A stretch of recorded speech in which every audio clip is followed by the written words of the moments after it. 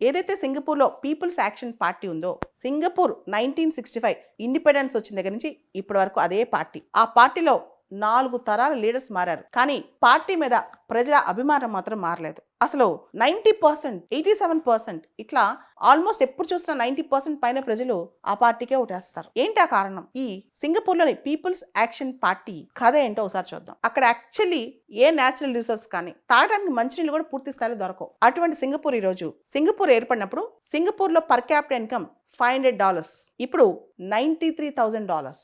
అంత మార్పు ఎలా వచ్చింది? ప్రపంచంలోనే టాప్ మోస్ట్ తలసరి ఆదాయం ఉన్న దేశం అనమాట. ఆ మార్పుకి కారణం ఒక మహా మనిషి, ఆయనే లీ క్యాన్ యూ. సింగపూర్ పితామహుడు అంటారు ఆయన. ఆయన విపరీతమైన డిసిప్లిన్ తీసుకొచ్చాడు సింగపూర్ లో, హార్డ్ వర్కింగ్ నేచర్ తీసుకొచ్చాడు. సింగపూర్ ని కంప్లీట్ గా కరప్షన్ ఫ్రీ చేశాడు. సింగపూర్ పరిశుభ్రంగా ఉంచాలని ట్రై చేశాడు. అంతేకాదు, సింగపూర్ అనేది ఇన్ఫ్రాస్ట్రక్చర్ హబ్ గా తయారు చేశాడు. సింగపూర్ మోడల్ ని చైనా కూడా ఫాలో అయిందంటే అర్థం చేసుకోవచ్చు. చైనా డెంగ్ జియాఓపింగ్ కూడా ఫాలో అయ్యాడంటే అర్థం చేసుకోవచ్చు. సింగపూర్ లో ఆ డెవలప్మెంట్ కానీ, కోస్టల్ ఏరియా డెవలప్మెంట్ కానీ, ఇన్ఫ్రాస్ట్రక్చర్ డెవలప్మెంట్ కానీ, అక్కడ చాలా కంపెనీస్ కి ట్యాక్స్ కన్సెషన్స్ ఇచ్చాడు. కంపల్సరీగా సింగపూర్ సిటిజన్స్ వాళ్ళు ఆర్మీలో గానీ గవర్నమెంట్ లో గానీ పనిచేయాలి, పెన్షన్స్ కోసం ఆశించొద్దని చెప్పాడు. ఆడపిల్లలను కూడా చదువుకోమని చెప్పాడు. ఒకటా రెండా, ఆయన తీసుకొచ్చిన మార్పులు ఎన్నో.